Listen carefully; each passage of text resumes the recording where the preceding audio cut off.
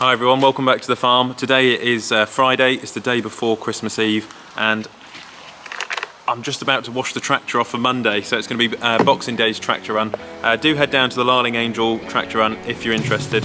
It's on Monday, it's at the Larling Angel, just off the A11 near Thetford, and it'll be good to see you there.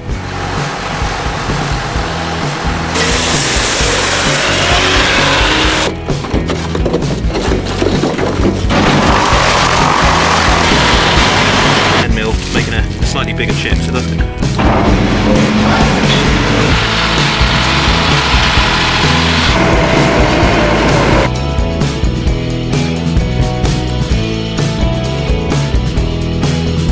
on goes the point at the bottom.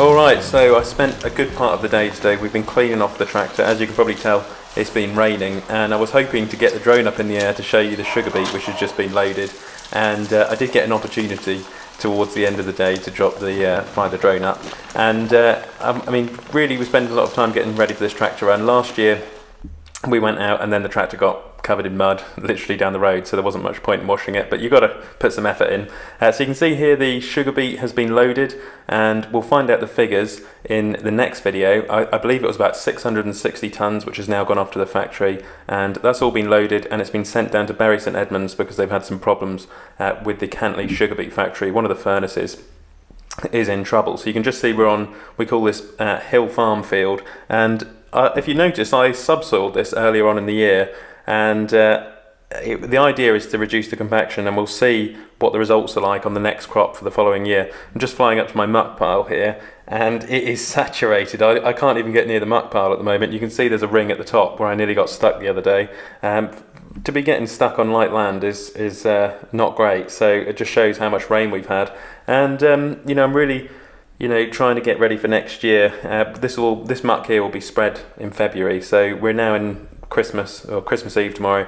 We're literally about a month away from muck spreading, which is quite exciting. And then I've just come on here. This is called Letterbox Field, and you'll see we've got a lot going on this field because it's one of our poorest fields. It's really bad quality soil on this field. It's lost a lot of its organic matter, so we've got lots of different things going on. We've got the gallops, we've got some spring barley, and we also grew some fodder beet on there, and we've got some set aside on there. So we're trying to maximise one of our lowest performing fields or turn it into a sort of diversified field, if that makes sense. You can see here on the right, this is the other area. We had 2 sugar beet piles this year, and there is a bit of a mess. So I'm hoping in springtime, when the ground dries up, I can get in there with the 6R and sort of try and tidy up the mess left from the wheeled loader, but I'm sure it'll be fine once it comes dry. It's just obviously everything now is so wet, because it is of course winter, so we'll have to wait and see on that one, and just hope we don't get too much of a wet spring.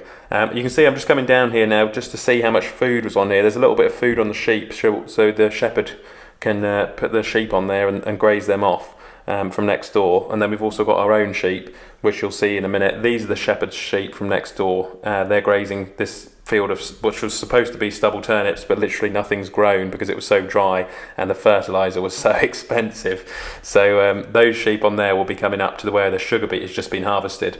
And then I'm just coming along here. This field is called Pitfield, and this previously had spring barley. You can see I've got some bales down there to go and collect. I've also got some bales on the field where those sheep just were. And I also subsoiled this field as well as a trial, so I'm going to see what it looks like next year. I believe this field is actually going into potatoes next year. I could be wrong, but I think this is a potato field. So I'm really looking forward to seeing whether my subsoiling will make a difference on the next crop.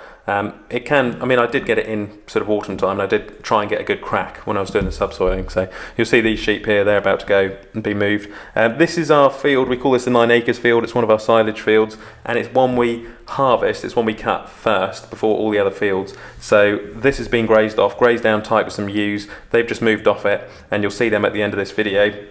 and I'm really waiting to get this silage on this field, get some artificial on it at the start of 2023, if we can. And another thing which is going on this time of the year, we have got the hedges which are being cut by the local contractor. He has a Massey Ferguson. I used to think it was a 6480 Massey Ferguson, but I think it's quite a few models down. It's like a 110 or 120 horsepower model.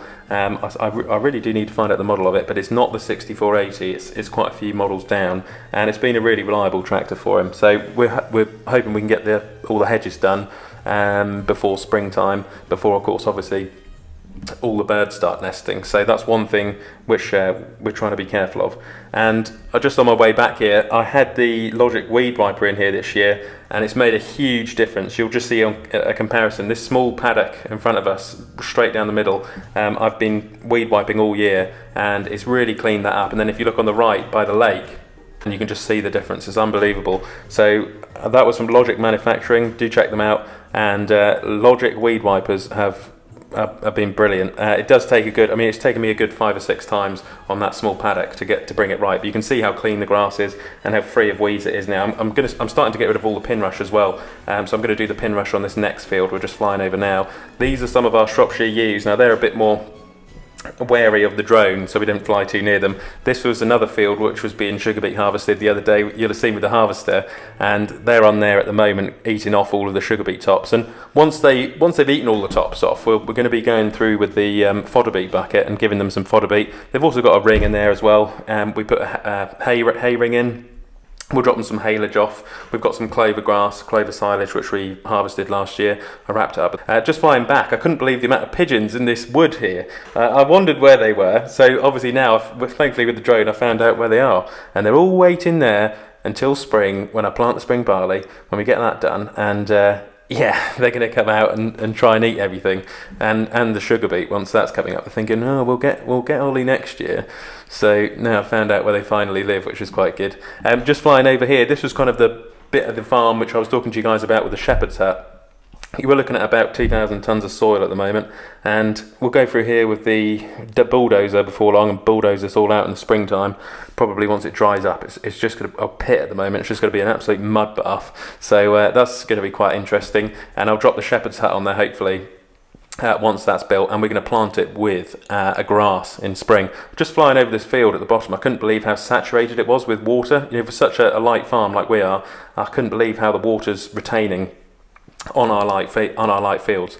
Unbelievable. And then one of the problems which I was just talking about at the start of today's video was the Cantley sugar beet factory. It is in real trouble at the moment because one of the, as I said, the furnaces have collapsed. There were some men who almost died, and they managed to they went on their coffee break when this furnace collapsed, and luckily they've got away and managed to escape.